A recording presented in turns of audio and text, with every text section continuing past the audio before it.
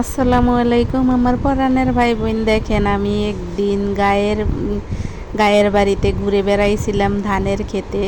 সাথে ছিল আমার 2-3 ভাইয়ের ছেলে, মানে আমার ভাতিজারা ছিল সাথে, আমার বাবারা আমাকে সঙ্গ দিয়েছিল ভোর 6টার সময়। দেখেন গ্রামের বাড়ি ভোর 6টার সময় কতটা কুয়াশা থাকে।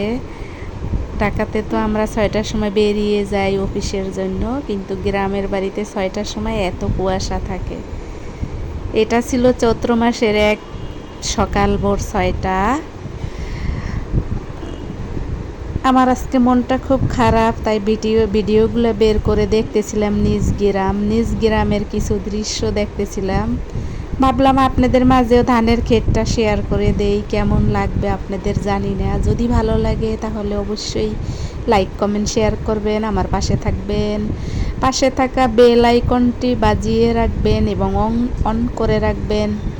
আমি জানি আমার কথা ভয়েস আপনাদের ভালো লাগে না, তারপরেও আমি ভিডিও দেই, চেষ্টা করতেছি সামনে এগিয়ে যাওয়ার জন্য। দেখি কিছু করা যায় কি না, আমিও এত বড় প্ল্যাটফর্মে থাকতে পারি কি না।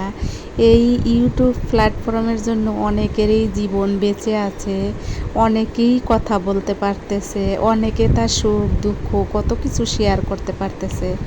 তবুও অনেকে এখানে কত রকমের অঙ্গভঙ্গ করে কথা বলে, দেশকে নিয়ে, দেশের মানুষকে নিয়ে, বা অনেক কিছু নিয়েই কথা বলে। আমিও বলি, প্রাণ খুলে আপনাদের সাথে কিছু কথা বলি। এই দেখেন আমার গ্রামটা ঘুরতে আমার এত ভালো লাগতেছিল, মনে হইতেছিল আর যদি ঢাকা না আসা লাগতো তাহলে কত না ভালো হইতো।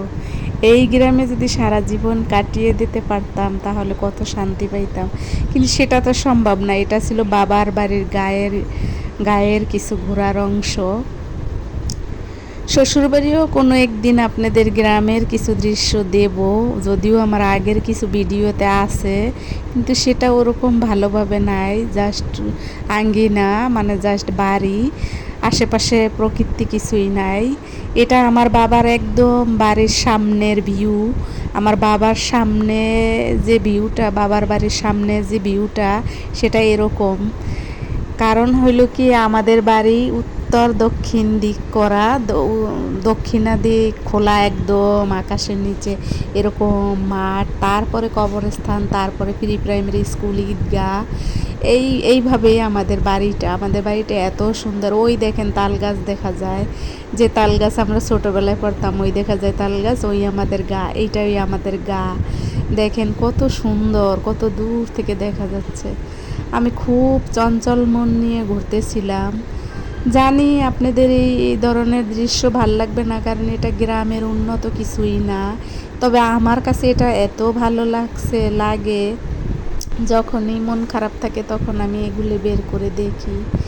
যারা উন্নত কান্ট্রিতে থাকে তাদের অবশ্যই এগুলো ভাল লাগবে না, কিন্তু আমার খুব ভাল লাগছে। আমার যখন মন খারাপ থাকে বা আমি কোনো কষ্ট পাই, তখন আমি এইসব ভিডিও বের করে দেখতে থাকি।